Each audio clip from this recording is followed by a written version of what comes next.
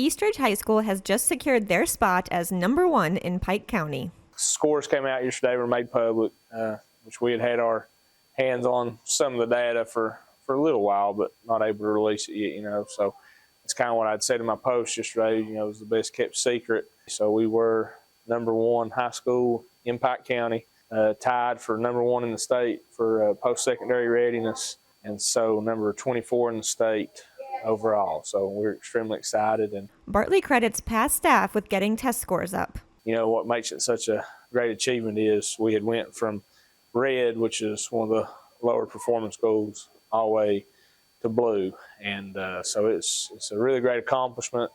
This is my first year here, but so Mr. Kevin Justice was the former principal. He retired. Him and the assistant principal, whom is now at Feds Creek, Melinda Potter, they deserve a ton of credit. And all the teachers and all the students, because they worked really hard last year to get those test scores up. So they deserve a lot of credit.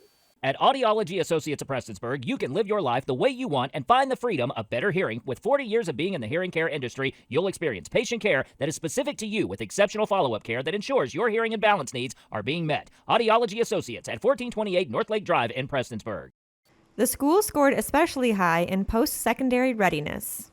One area that they done particularly good in was, novice is the lowest score you can get.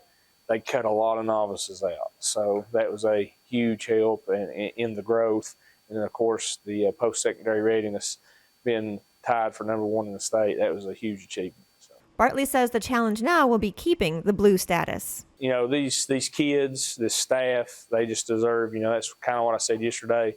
They just deserve a huge congratulations, a huge pat on the back. I feel we got the best students and the best staff in the state of Kentucky. I would put them up against anybody.